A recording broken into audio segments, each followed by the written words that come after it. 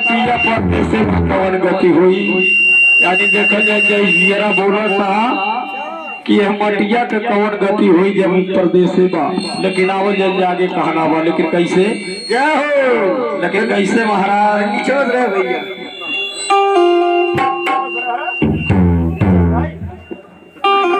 अरे नैहरे में खेललू धामा, नैहरे में कूदालू,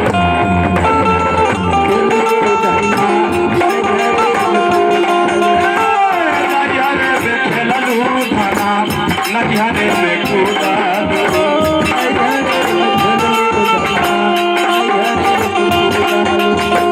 नैहरे में कूदलू धामा, नैहरे में कूदालू।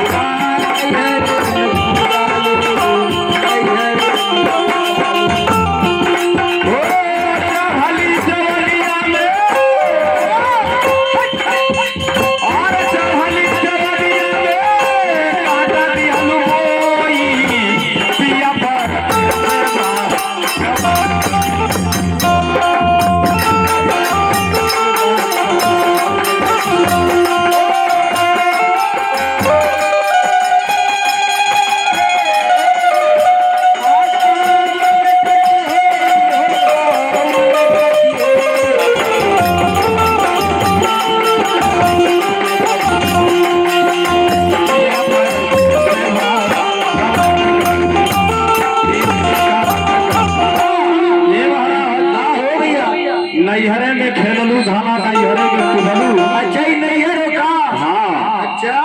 चढ़ली जवानिया में काटा दिहलू गोही।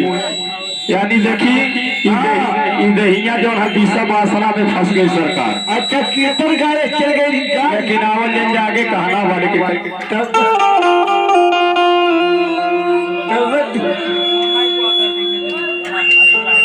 कैसे महाराज हर बेगाना हुई, ससुर घर जाना हुई,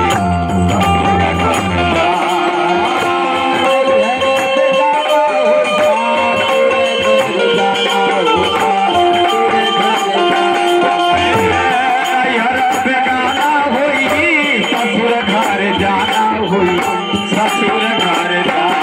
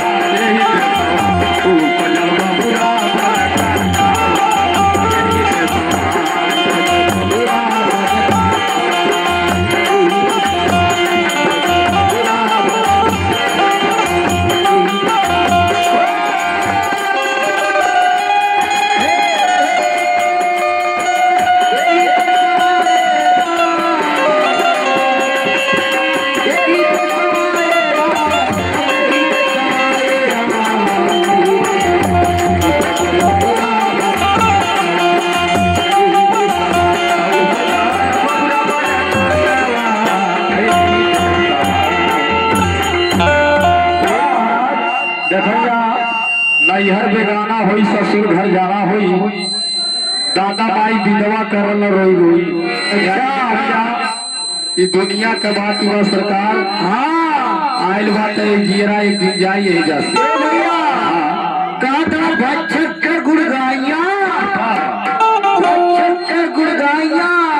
सारा जग अनरान रक्षक से परिचय नहीं कैसे होई आगे कहना वाले के कैसे महाराज। अरे ही नहीं हरियागारी में पाँच रंग